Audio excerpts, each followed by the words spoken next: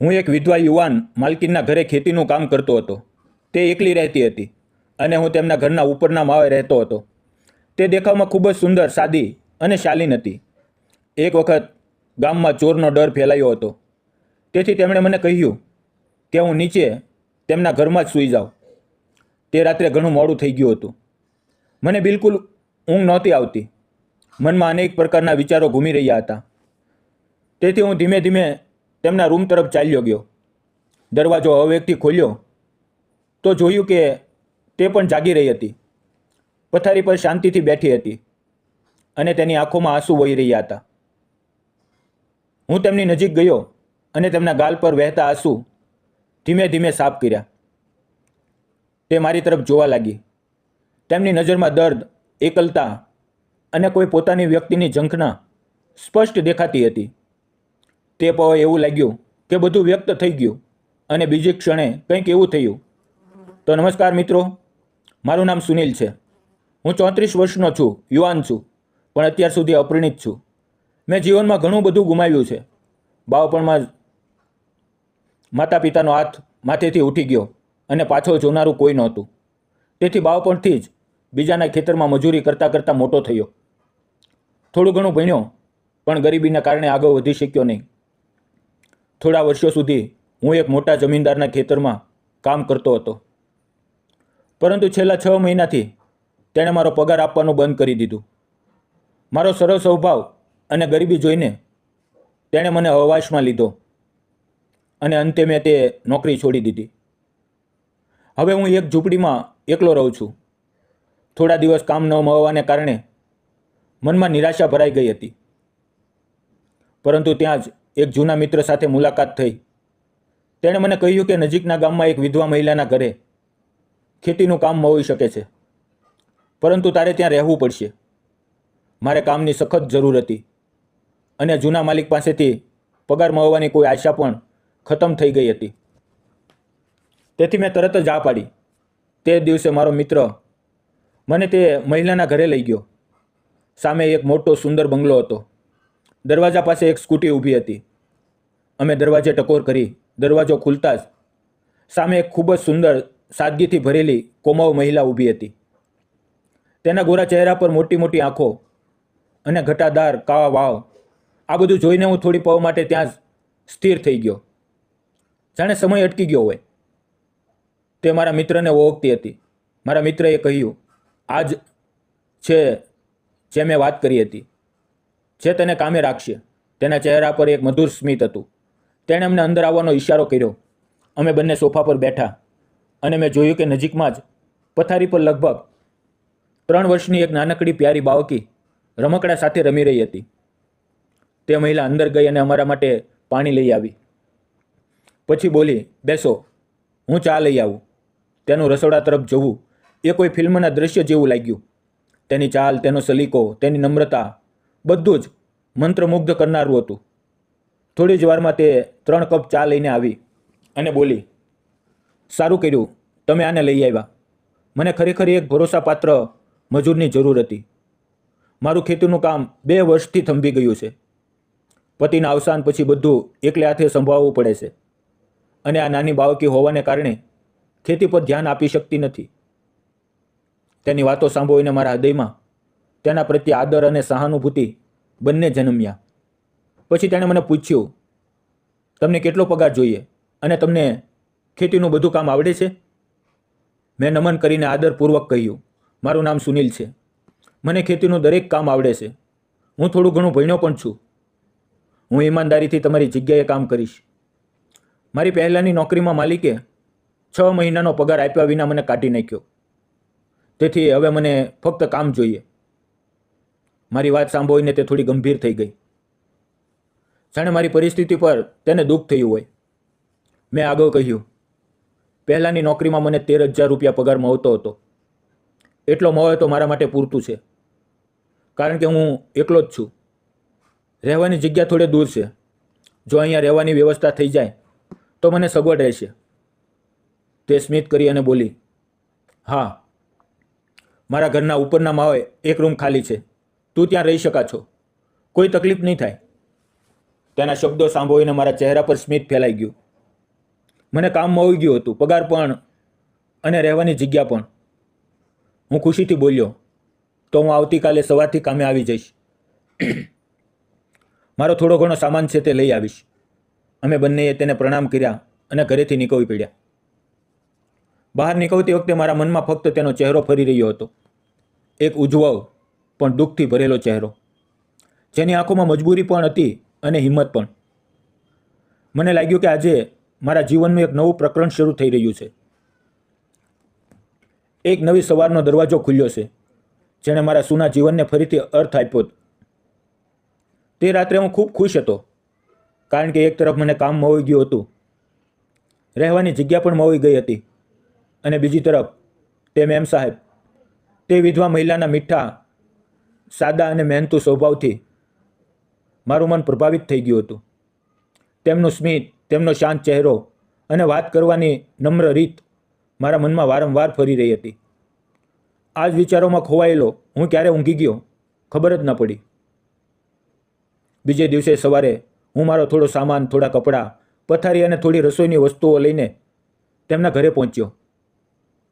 દરવાજો બંધ હતો. મેં હવેથી ટકોર કરી. થોડી વાર પછી દરવાજો ખુલ્યો અને સામે તે જ મેમ સાહેબ. તેમના ચહેરા પર તે જ હળવું સ્મિત હતું, જે મનની ગહનતામાં ઉતરી જતું હતું. તેણે શાંત સ્વરે કહ્યું, આવો, આવો, અંદર આવો. હું ઉપરના રૂમમાં ગયો. તે રૂમ સ્વચ્છ, સાદો અને ખૂબ જ વ્યવસ્થિત હતો. મેં મારો સામાન મૂકી દીધો અને પછી અમે બંને ખેતર તરફ નીકળી પડ્યા. તેણે મને તેનું 4 એકરનું ખેતર બતાવ્યું. ખેતરમાં ઘણા મહિનાઓથી કોઈ કામ થયું નહોતું, તેથી ત્યાં ફક્ત જંગલી ઘાસનું સામ્રાજ્ય હતું. અમે નક્કી કર્યું કે પહેલાં ટ્રેક્ટરથી જમીન ખેડીને તૈયાર કરવામાં આવશે, જેથી બધી ખરપતવાર નાશ પામે, અને પછી 2 એકરમાં શેરડી અને 2 એકરમાં મકાઈ વાવવામાં આવશે. મેમ સાહેબની આર્થિક સ્થિતિ બહુ સારી નહોતી. તેમ છતાં તેમણે મહેનત કરીને જે થોડા પૈસા બચાવ્યા હતા તેનાથી ટ્રેક્ટર ભાડે લીધું અને ખેતરની તૈયારી શરૂ કરી. આગળના 8-10 દિવસ સુધી અમે દિવસ રાત મહેનત કરી. સવારથી સાંજ સુધી અમે બંને ખેતરમાં પરસેવો વહાવતા રહ્યા.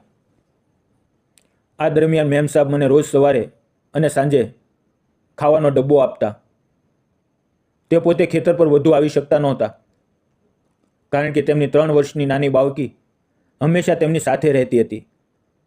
પરંતુ જ્યારે સમય મળતો તે પોતાની બાળકીને લઈને ખેતર પર આવતા અને મારી સાથે ખંભે ખંભો મિલાવીને કામ કરતા. તેમની આ લગન અને થકાનથી અને મહેનત જોઈને હું તેમને દિલથી આદર કરવા લાગ્યો.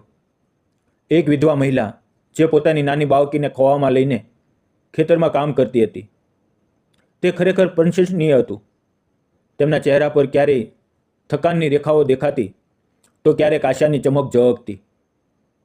જેમ જેમ કામ આગળ વધ્યું, તેમ તેમ અમારી વચ્ચે વિશ્વાસનો સંબંધ વધુ ગાઢ થતો ગયો. ક્યારેક કામ દરમિયાન અમારી નજરો એકબીજા સાથે મળી જતી, પરંતુ હું તે નજરોને અવગણતો, કારણ કે હું તેમની પરિસ્થિતિનો લાભ લેવા નહોતો ઈચ્છતો.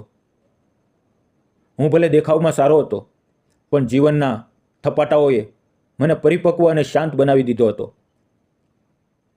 ધીમે ધીમે અમારી મહેનત રંગ લાવવા લાગી.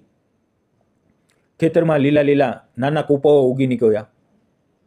શેરડીના નાના છોડ માટીમાંથી ડોકાતા દેખાવા લાગ્યા, અને મકાઈ તો ઘૂંટણ સુધી પહોંચી ગઈ હતી. મેમ સાહેબના ચહેરા પર ફરીથી સ્મિત પાછું આવ્યું, જે કદાચ વર્ષો પછી દેખાયું હતું. તેમણે મારા કામની ખૂબ પ્રશંસા કરી, અને તેમની નાની બાળકીની નિષ્કપટ હાસ્ય તો જાણે થાકેલા મનને પણ સુકૂન આપી દેતું હતું. હવે દિવસે ને દિવસે અમારી વચ્ચેનો સંબંધ વધુ મજબૂત થતો ગયો. તે મારા માટે જુદા જુદા વ્યંજનો બનાવતા, અને તેમના હાથનું બનાવેલું ભોજન એટલું સ્વાદિષ્ટ હતું.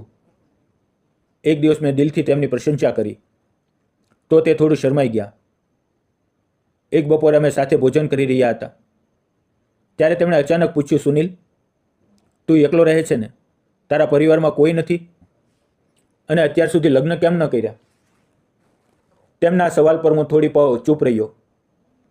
પછી ધીમે ધીમે સ્મિત કરીને બોલ્યો, મેમ સાહેબ, મારું જીવન એટલું કઠિન હતું કે લગ્નનો વિચાર પણ ક્યારેય ન આવ્યો. બાળપણમાં જ માતા પિતા ગુજરી ગયા. કોઈ સહારો નહોતો. મજૂરી કરીને દિવસો પસાર થયા. એક માણસ તો બની ગયો, પણ અંદરનું દિલ હંમેશા એકલું જ રહ્યું. મારી વાતો સાંભળીને તે થોડી વાર ચૂપ રહી. અમારી ચૂપ્પીમાં એક ગહન વેદના હતી. બે એકલા લોકોની પીડા એકબીજાની આંખોમાં જળ રહી હતી. પછી મેં ધીમેથી કહ્યું, મારું જીવન ખૂબ સાદું છે. મારી પાસે ફક્ત એક રૂમ છે, પોતાને છુપાવવા માટે. ન તો પોતાની જમીન છે, ન કોઈ સ્થાયી નોકરી, ન કોઈ પાછળ જોનારું. હું રોજ નાનું મોટું કામ કરું છું, જેથી 2 ટકનું ભોજન મળી રહે. બસ આ જ મારું જીવન છે. જ્યારે મેં મેમ સાહેબને મારી વાત કહી તો તેમના ચહેરા પર એક ગહન ઉદાસી છવાઈ ગઈ અને તેમની આંખોમાં એવું લાગ્યું જાણે મારું દર્દ તેનામાં ઉતરી આવ્યું હોય. તેમણે ધીમે ધીમે પોતાના જીવનની વેદના મારી સાથે વહેંચી. તેમણે કહ્યું કે એક સમયે તેમનો સંસાર પણ સુખી હતો. તેમના પતિ સાથે તેમનું જીવન હાસ્ય અને ખુશીઓથી ભરેલું હતું. પરંતુ નીતિએ એવો ઘા કર્યો કે એક પળમાં બધું ખતમ થઈ ગયું. તેમના પતિનું અચાનક અવસાન થઈ ગયું અને તે સમયે તેમના હાથમાં એક નવજાત બાળકી હતી. તેમણે કહ્યું કે તે પળે તેમણે નક્કી કરી લીધું કે હવે તે ફક્ત પોતાની દીકરી માટે જ જીવશે, તેમના માટે સંઘર્ષ કરશે. તેમના શબ્દો પાછળ ગહન દર્દનો સાગર છુપાયેલો હતો, પરંતુ તે જ સાગરમાં તેમની હિંમતની લહેરો પણ ઉછળી રહી હતી.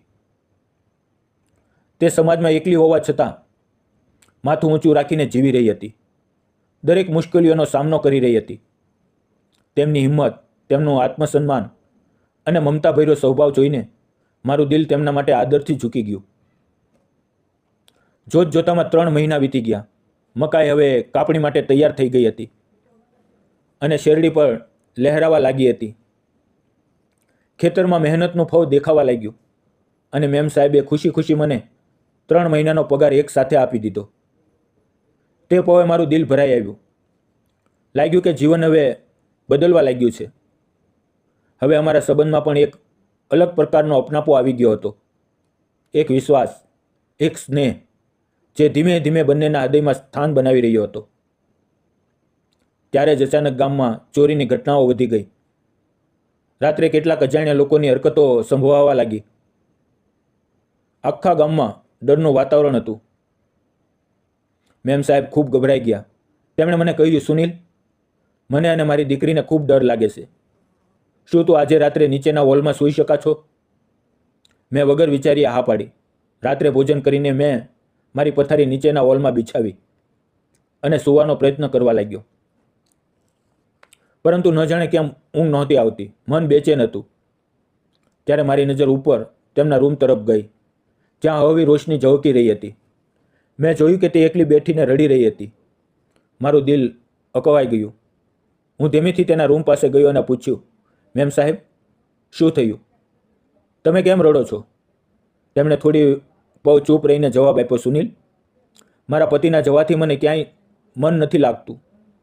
પણ જ્યારથી તું આવ્યો છે એવું લાગે છે કે થોડો સહારો મળ્યો છે. એકલતાનું ભારણ ખૂબ ભારે હોય છે જ્યારે એકલું જીવન મુશ્કેલ લાગવા લાગે છે. તેમની આંખોમાંથી આંસુ ટપકી રહ્યા હતા. મેં ધીમેથી તેમના આંસુ મારી આંગળીઓથી સાફ કર્યા. તે પળે મારી અંદર પણ કંઈક બદલાવા લાગ્યું. મેં અનુભવ્યું કે હું તેમની લાગણીઓ સમજવા લાગ્યો છું. તેમનું દર્દ અનુભવી શકું છું. તે મારી આંખોમાં જોવા લાગી અને હું પણ તેની નજરમાં ખોવાઈ ગયો. તે ક્ષણે અમારા જીવનની સૌથી અમૂલ્ય પળ બની ગઈ. તેમાં પ્રેમ હતો, સંવેદના હતી, એકબીજાને પીડાને વહેંચવાનો અહેસાસ હતો. બીજે દિવસે સવારે જ્યારે સૂર્યની કિરણો રૂમમાં પડી ત્યારે મેમ સાહેબે મને જોતા કહ્યું, સુનિલ, તું ખૂબ ઈમાનદાર માણસ છે. 4 મહિના થઈ ગયા પણ તે ક્યારેય મારી એકલતાનો લાભ નથી લીધો. ઉલટો દિવસ રાત મહેનત કરીને મારી મદદ કરતો રહ્યો. જો તું મારા જીવનમાં રહે તો મને સહારો મળશે અને મારી દીકરીને પિતાનો સાયો મળશે. હું જાણવા માંગુ છું કે તારો શું વિચાર છે? તેમના શબ્દો સાંભળીને મારી આંખો ભીની થઈ ગઈ. મેં આગળ વધીને તેમના આંચળમાં માથું મૂક્યું અને ધીમેથી કહ્યું, હા મેમ સાહેબ, હું તૈયાર છું. તેમણે સ્મિત કરતાં મને ગળે લગાવી લીધો. થોડા જ દિવસોમાં અમે ગામના મંદિરમાં સાદી રીતે લગ્ન કરી લીધા. આજે અમે બંને અને અમારી પ્યારી દીકરી સાથે ખુશખુશાલ જીવન જીવી રહ્યા છીએ. ખેતરમાં મહેનત કરીએ છીએ, નવા સપના વણીએ છીએ અને રોજ ભગવાનનો આભાર માનીએ છીએ કે તેમણે અમને એકબીજા સાથે મળવ્યા. મિત્રો, તમે જણાવો કે મેં અને મેમ સાહેબે એકબીજાને સ્વીકારીને યોગ્ય કર્યું કે ખોટું? તમારા વિચારો ચોક્કસ કોમેન્ટમાં જણાવજો. જીવન ગમે તેટલું મુશ્કેલ હોય, જો માણસના દિલમાં સચ્ચાઈ, મહેનત અને મમતા હોય તો દરેક અંધકાર ઉજાસમાં બદલાઈ શકે છે. કારણ કે જ્યારે બે દુઃખી આત્માઓ એકબીજાનો સહારો બને છે ત્યારે તેમનો સંબંધ ફક્ત પ્રેમ નથી રહેતો, તે જીવન જીવવાની પ્રેરણા બની જાય છે. જો તમને આ પ્રેમકથા ગમી હોય તો તેને લાઈક કરો, શેર કરો અને ચેનલને સબસ્ક્રાઈબ કરવાનું ન ભૂલો. તમારા પ્રેમ અને સાથ માટે દિલથી આભાર. મિત્રો, વિડીયોમાં આવેલા નામ, પાત્ર અને ઘટના ફક્ત કાલ્પનિક હતા. તેનો કોઈ પણ વ્યક્તિ, જાતિ કે ધર્મ સાથે સંબંધ નથી. આ વિડીયો ફક્ત મનોરંજન અને શૈક્ષણિક હેતુથી બનાવવામાં આવ્યો હતો. તેને અન્યથા ન જોશો. ફરી મળશું આવતીકાલે મિત્રો. ત્યાં સુધી આવજો. ધન્યવાદ.